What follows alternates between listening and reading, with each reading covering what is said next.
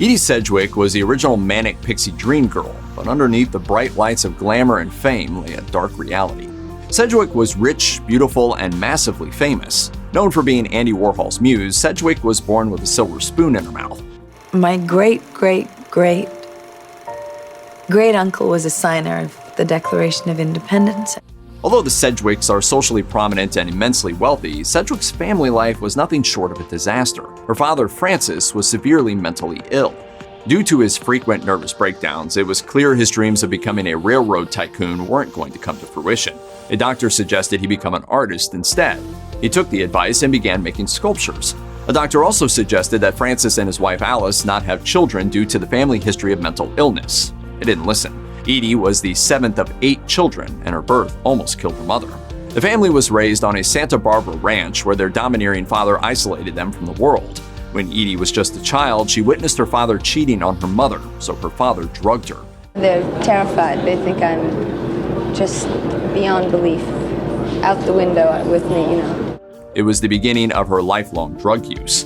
Sedgwick also claimed that her father tried to molest her when she was just 7 years old. And it was not just Francis who was plagued by mental illness. One of Edie's brothers died by suicide, and another, who also suffered from mental health issues, died in a motorcycle accident within 10 months of the first.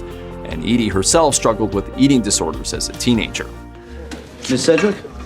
Why don't you have the grilled fish? No butter. We don't want you blowing up now, do we, honey? Instead of addressing the issues, she was sedated and put on bed rest. By 1964, Sedgwick had moved to New York for a fresh start, with hopes of becoming a model. There, she met celebrated pop artist Andy Warhol at a birthday party for playwright Tennessee Williams. Warhol became infatuated with Sedgwick, and the feeling was mutual. What happened when he met Edie Sedgwick was that he saw her as his ticket to Hollywood. That was very clear. He promptly invited her to his studio, The Factory.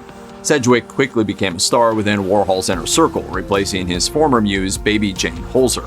He added Sedgwick to his film Vinyl at the last minute. Though she says nothing, Sedgwick's style, pose, and movement had audiences wanting more. She had this poise of complete composure, and when she walked into a room, everyone was on point. It was the beginning of a beautiful yet short-lived friendship. Sedgwick began to emulate Warhol and dyed her hair silver. Warhol put her in more films, and eventually Sedgwick was named Girl of the Year in 1965 by Vanity Fair. She was becoming an icon. Sedgwick looked to Warhol as a father figure, but the good feelings did not last. She wasn't paid for her film work and believed that they made her look like a fool. With their partnership coming to an end, Sedgwick began mingling with the likes of Bob Dylan. She was also heavily using drugs, including heroin and cocaine. Though she would later be in a relationship with Dylan's friend Bob Newhart, her excessive drug use caused them to split. Sedgwick's decline continued, and she would eventually be committed to a psychiatric ward.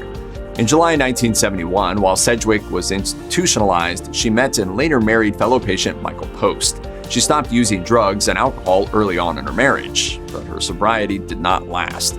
By October, Sedgwick relapsed after she was prescribed pain medication. She began to abuse alcohol and barbiturates. In November, Sedgwick attended a fashion show at the Santa Barbara Museum. She was later filmed for a TV program called An American Family. After, Sedgwick headed to a party where it's believed she drank and was accused of being a heroin addict by another guest. She phoned her husband to pick her up and take her home. Sedgwick was unsure about her marriage to Post. On the way home, she told her husband she was thinking of leaving him.